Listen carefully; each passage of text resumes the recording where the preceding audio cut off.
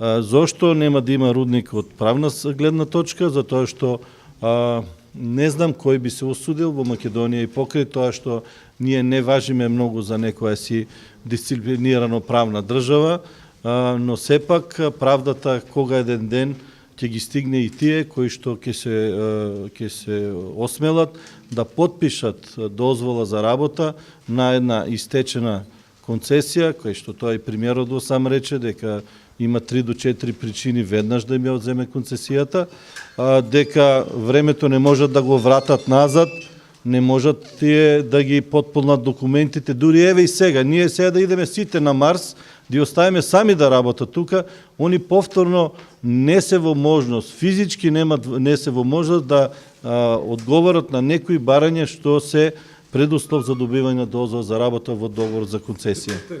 Како рекол премиерот, има 3 до 4... 4 причини веднаш, тоа е изјавата на премиерот некаде минатата година во мај месец. 3 до 4 причини веднаш да им се одземе концесијата на Евромастер Ресурси. Сме поканети на оваа трибина да разговараме за сигурно најголемиот проблем што го има нашата држава во овој момент и од кој што зависи иднината нашата држава. Тоа е еден катастрофален проект, донесен од претходната влада, кој што ова влада сега има задача да го стопира. Бидејќи тоа ќе представува катастрофа, крај ќе претвориме половина Македонија во пустина. Ние се собравме од југоистокот и ова тема ја работиме веќе 2 години, 3 години. Граѓаните во Македонија не се доволно запознаети и овие трибини служат за таа намена, но исто така да испратиме и јасни и гласни пораки и до нашите политичари. Ова влада превзеде 2 многу важни чекора.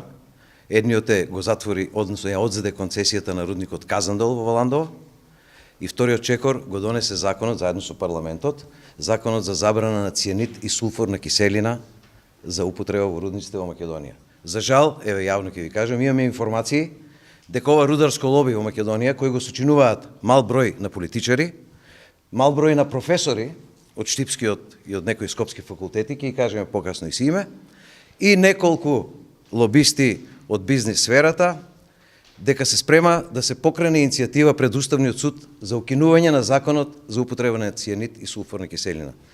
Тоа би било почеток на бунт, верувате ми. Некни во Струмица имаше протест на кој се собраа илјадници граѓани, кои што испратија јасна порака до премиерот, јасна порака до владата. Ова катастрофална политика мора да биде стопирана. Улогата е на оваа влада да го заврши тој дел. Ние ја праќаме пораката. Македонија мора да биде држава без рудници. Ова индустрија не постои никаде во Европа. Отворен коп, рудници со отворен коп за металични минерални суровини е забранета во секоја цивилизирана држава во светот. Освен во Африка, држави од Јужна Америка, каде што владеат корумпирани влади, диктаторски режими, па нема да дозволиме сигурно во држава која што е пред влез во Европската заедница да се враќаме 50 и 100 години наназад. Прашањето, еве и до вас како новинари, прашањето до политичарите. Најдете еден пример, само еден единствен пример во светот, каде што е отворен рудник од отворен коп за експлоатација на бакар и злато, што донел благосостојба, развој на економијата, на регионот, на локалното население или на државата.